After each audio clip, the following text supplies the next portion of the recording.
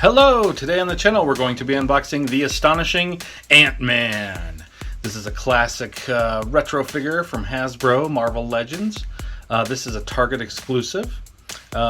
This, I believe, is the same figure that came out a while back that also had a small version of the Wasp with him, and then if you bought the Wasp, you got the small version of Ant-Man. I believe this is the same version, but minus the extra Wasp figure. But yeah, I was happy to get this. I don't have an Ant-Man on my shelf, so happy to get a classic Ant-Man for my classic retro Marvel Legends shelf. Alright, there's enough of that. There's the back of the box right there. Comes with a couple of different hands. That's not squared up too good. There we go. That looks a little better. And here's the first side. It's got a digital render of Ant-Man right there. And then the other side is going to be your comic book. Ant-Man shrinking. There it is. And the top is going to be the astonishing Ant-Man. Very good. Bottom's your not barcode and legalese. It's the plastic free, of course. Your barcode legalese are right there. Okay, let's set this here. Pull the camera back. A little closer view at everything. There's Ant-Man. Digital render there with some comic book artwork behind. We'll kind of go down to the bottom. There's the bottom. And there's the back right there. Marvel Legends. Ant-Man. There he is with the two extra hands that he comes with. And of course, there's your barcode legalese. Not a whole lot to look at on these. Well, we can look at that a little closer. That's pretty cool to see the classic Ant-Man comic book artwork. All right. Let's set this here. Get that X-Acto knife out and cut it. But yeah, I was going to say it's just not as fun to look at these plastic-free packages because you can't actually see the figure. Wow, I cut into that and it sounded like I got all box. Oh well, I got the tape too. Doesn't matter, box is going straight in the trash. Anywho. All right, pull that tab. And let's get in here. Looks like his extra hands are in this bag. Let it tilt down and you can see what's going on. I'm not keeping any of this. Let's rip it on open. Boom, two hands. And there he is. This is in his cardboard area here. Oop, let's get this out of here. Throw this stuff on the floor, get it out of the way for now. Get this trash out of here. Alright. Oh, cool. I like his little antenna. But I feel like, I mean, all the classic cartoon, I'm sorry, so you can see what I'm doing. It doesn't really cover his mouth very well. I feel like it should be up here, right? Isn't that how classic Ant-Man was? It's way too low for me. There's a lot of gap in there. A lot of gappy. Yeah, these are, as I figured, super soft. As it's a 4+ toy. Alright. There he is. I do like him, though. I think he's going to look good on the shelf with the classic Marvel figures. Ant-Man. Alright, let's bring the camera up a tad. Let's look at some articulation. Well, first of all, I forgot to show these hands. So it does come with an extra punchy fist. So you could have two punchy fists and another splayed hand if you wanted. So you have one of each. Alright. Ant-Man's head. I do like the antenna, but it gets a little bendy. Try to bend it back. There we go. Let's see. Head up is great.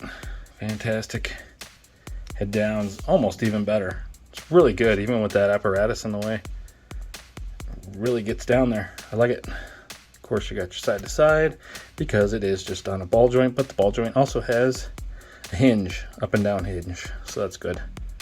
Of course, you can kind of go anywhere you'd like. All right.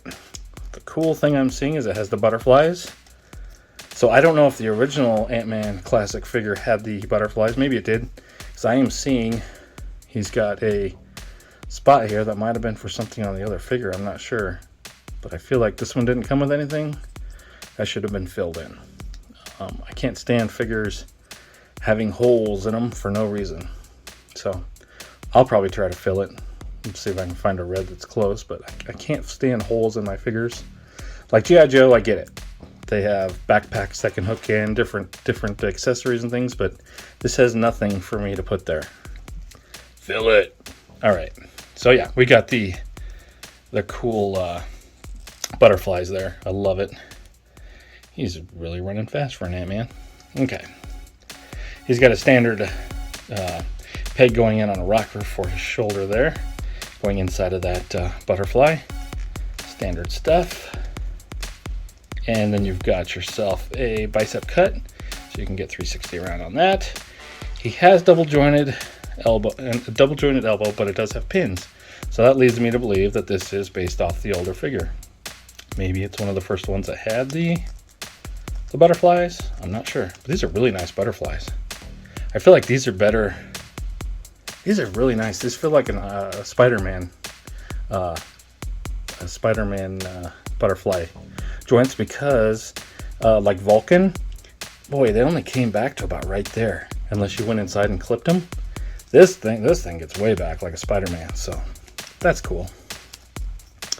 And then back to here, he's got his joint in his hand. Of course, it can be popped out. And there's your peg going in, so you can spin it anywhere you need.